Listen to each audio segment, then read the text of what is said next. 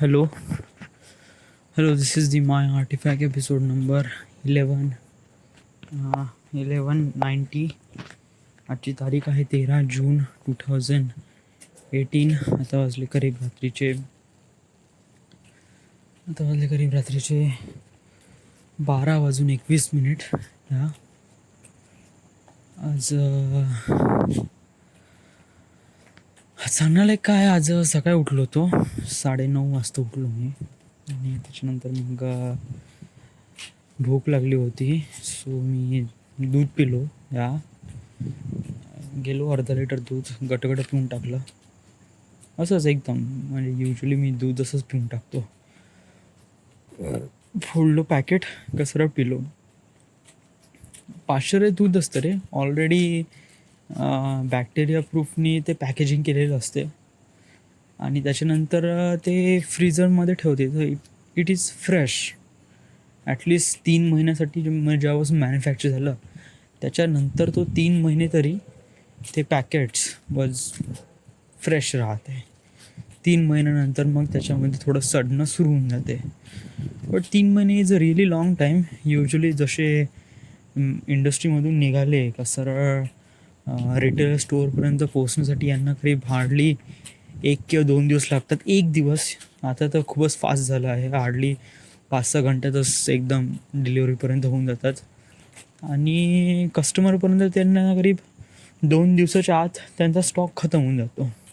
म्हणजे जशी मॅन्युफॅक्चर झाली 2 दिवसाच्या आतमध्ये ते कस्टमर्सला मिळून जातात. सो इट वॉज नॉट काही टेन्शन घेण्याची काही गोष्ट वगैरे काही आहे नाही.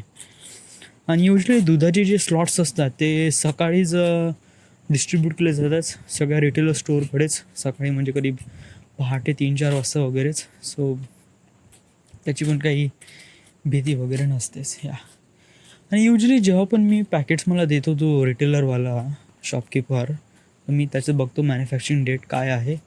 युजली मॅन्युफॅक्चरिंग डेट 1-2 हप्ता अगोदरचीच असते. सो पिऊन टाकतो. बाकी काही वगैरे काही असा काही इश्यू वगैरे नसतो. त्याच्यानंतर रूमवर आलो आणि देन म्हटलं की पिक्चर बघावं. सो ॲक्च्युली मी आज 2 पिक्चर बघितले. होम एक ॲनिमेटेड मूवी आणि त्याच्यानंतर मग मराठी मूवी मुंबई पुणे मुंबई 2. मुंबई पुणे मुंबई 2 या फिल्म बघितल्यानंतर मला माझ्या लाईफमध्ये जे मोठे डिसिजन घ्यायचे आहे त्याच्यापैकी एक डिसिजन आहे तो म्हणजे लग्न. तर आणि लग्न हे खूप मोठं डिसिजन आहे. म्हणजे आतापर्यंत माझे प्लॅन्स वगैरे ते माझ्यापर्यंत हे होते, म्हणजे माझ्यापर्यंत फिक्सअप होते. म्हणजे मला काही करायचं आहे किंवा मला काही जायचं आहे किंवा मला काही तर हे सगळे माझ्याशी रिलेट करत होते. मला फिल्म बनवायची आहे, मला बनवायची बट एक लग्न झाल्यानंतर नाही का आपल्याकडे एक रिस्पॉन्सिबिलिटी असते. रिस्पॉन्सिबिलिटी म्हणजे काय की आपल्याला प्रत्येक गोष्ट त्या व्यक्तीला सांगावं लागेल किंवा त्या व्यक्तीला विश्वासात घ्यावं लागेल, किंवा ती व्यक्तीचा दुसरंच काही विचार करत असेल, किंवा म्हणजे मी असा विचार करून राहिलो की ती व्यक्ती माझ्यासाठी हानिकारक पण नसली पाहिजे, सपोर्टिव्ह असली पाहिजे प्रत्येक गोष्टीमध्ये, ऑल दिस थिंग्स. सो अशाप्रमाणे विचार करत होतो ते मुंबई पुणे मुंबई 2. बट मला वाटलं आपण याच्याबद्दल विचार करून ओव्हर थिंकिंग करत आहे, कारण हे राईट न त्याची आपल्याला काही गरज नाही आहे. लग्न was kind of like a very long time. म्हणजे ॲटलिस्ट तरी आपल्याला इथून करीब 5 वर्ष तर आपल्याला करिअर सेट करण्यामध्ये लागेल.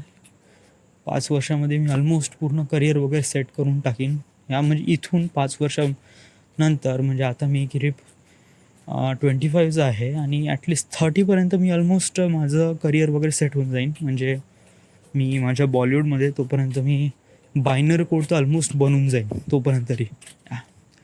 आणि त्याच्यानंतर मला हॉलिवूडमध्ये म्हणजे स्वीट ड्रीम्स ऑफ जस्टिन बिबरसाठी मला तिथे तयारी करावं लागेल. तर त्या स्टेजमध्ये मला लग्न करायचं आहे. लग्न अरेंज मॅरेजच राहील, लव्ह मॅरेज वगैरे राहणार नाही, कारण मी विश्वास पण ठेवत नाही.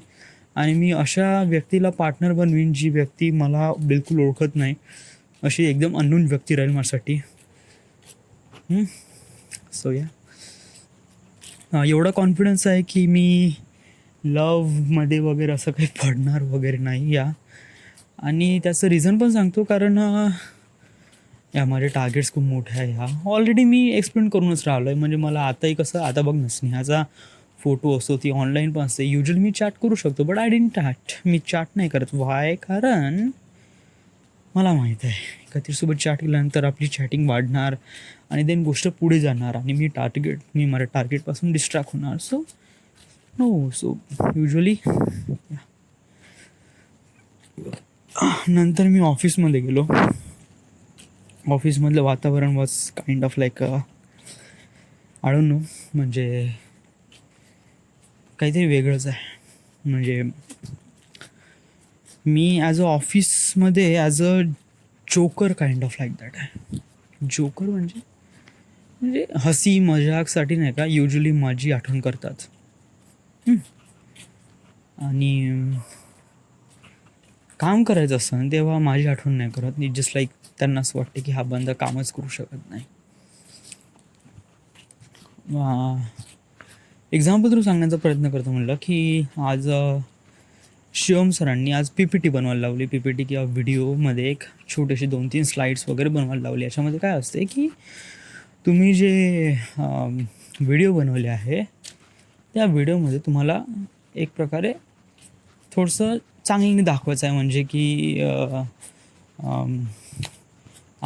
RCP कशी होती, मग आम्ही RCP रिअल व्ह्यू, त्याच्यानंतर RCS पॉईंट लोड डेटा कसा होता आणि आम्ही मॉडेल कसा केला, याच्याबद्दल कम्पॅरिझन, ॲक्युरसी, प्रिसिजन वगैरे काय काय आहे हे सगळे पॉईंट्स वगैरे सांगितले त्यांनी. सो ते पॉईंट्स अथर्वला सांगितले.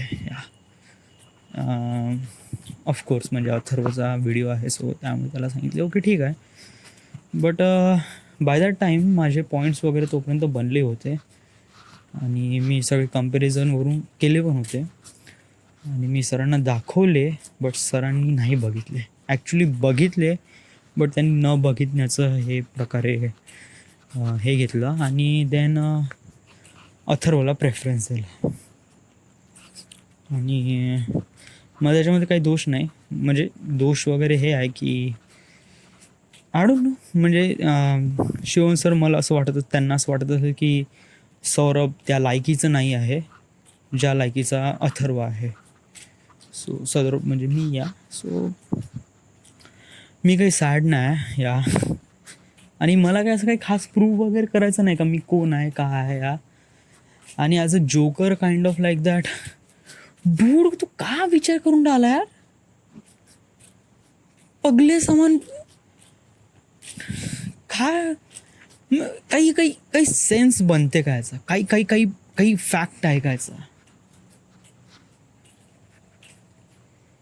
कोण का विचार करते कोणाबद्दल, स्वतःबद्दल किंवा दुसऱ्याबद्दल, तुला का घेणं देणं? ऑफकोर्स घेणं देणं आहे यार. म्हणजे जस्ट लाईक की अथर्व माझ्या नंतर जॉईनिंग झाला आणि मी त्याच्या अगोदर जॉईनिंग झालो. ऑफकोर्स मला माझे सगळे कन्सेप्ट वगैरे क्लिअर आहे. बट त्यांना वाटते की माझे कन्सेप्ट क्लिअर नाही आहे आणि अथर्वचे कन्सेप्ट क्लिअर आहे. त्यांना असं वाटते की कमी वेळेत अथर्वने खूप सारं शिकून घेतलं आणि याच्या आताही पॉईंट्स अनक्लिअर आहे असं त्यांना वाटते. सो आणि हो, अनदर थिंग का मी एक प्रकारे ॲज अ जोकर म्हणून प्रचलित आहे ऑफिसमध्ये. जोकर म्हणजे कोणी पण येतो आणि माझी टिंगल टवाळणी करून जातो. तर त्यामुळे नाही का माझी छोटीशी पण गलती वगैरे असली ना तर ते प्रत्येकानं दाखवते, हे सौरभ हे तू असं केलं, हे तसं केलं वगैरे वगैरे, काइंड ऑफ लाईक दॅट. तुला मॉडेलिंग येत नाही वगैरे वगैरे. का विचार करता यार? लिटरली सांगतो, तुला याच्यापासून का भेटणार आहे? नाही, का भेटणार काय आहे तुला याच्यापासून सांगता? तू अशाप्रमाणे तुला काही याच्यामध्ये करिअर करायचं आहे. समजा जर तुला याच्यामध्ये करिअर करायचं आहे, PMIमध्ये काही ना काहीतरी तुला एक प्रकारे परमनंट वगैरे व्हायचं आहे, हां, तर मग ते मग तुझ्यासाठी एक मोठी प्रॉब्लेम असू शकते. या तुला हार्डली 1 वर्ष राहायचं आहे. 1 वर्ष का, हार्डली 6-7 महिने राहायचं आहे पुढल्या फरवरीपर्यंत. That's it. बाकी काहीच नाही ना. हां, तुला पेमेंट भेटून राहिला आहे, ओके. तुझं एक्सपिरियन्स सर्टिफिकेट बनत आहे, ओके. त्यांनी काही काम दिलं, कसंही काम दिलं, करायचं आपल्या परीने. आपण ज्या पद्धतीने आपण त्यांना जेवढं चांगलं प्रॉडक्ट द्यायचं करत आहे ते द्यायचं. या आता कोण माझी टिंगल टवाळणी करते वगैरे वगैरे ते पाहू पुढे. करतही असेल तरी काही हे नाही, मला काय असं काही वाटत नाही वगैरे कोण माझी टिंगल टवाळणी करते ना. थोडं जे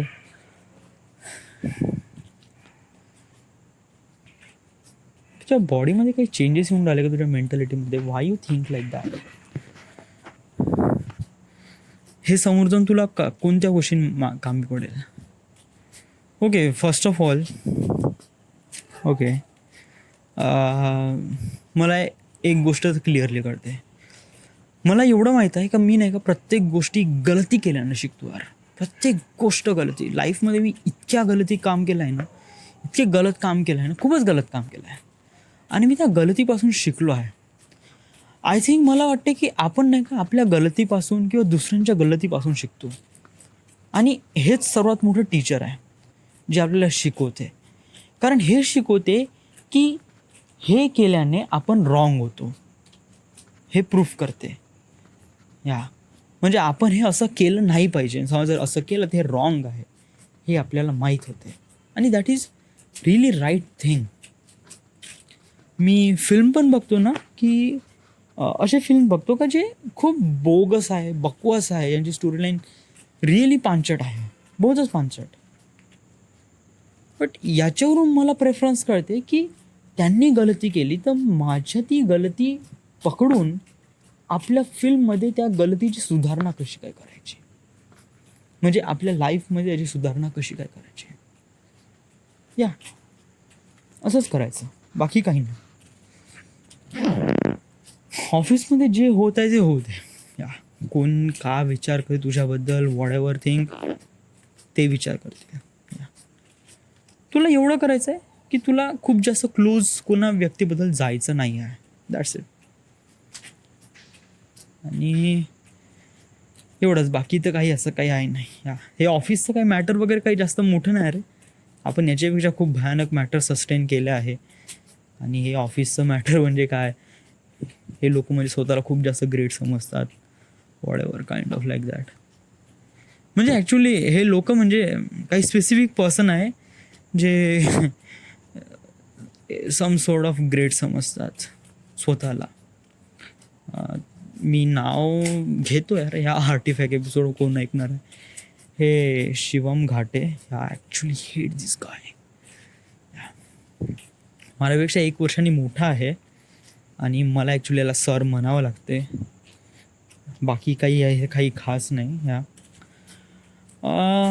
या बंद्याने जे काही केलं आहे, हां ठीक आहे, याचा हात आहे वगैरे प्रत्येक गोष्टीमध्ये, बट माझाही हात आहे माझ्या फील्डमध्ये. सो याला काही एकदम हे नाही करावं, याला सर म्हणायचं, याला सरच म्हणायचं, दॅट्स इट. बाकी तर काही नाही, कारण आपल्यापेक्षा 2 वर्षांनी हे आहे.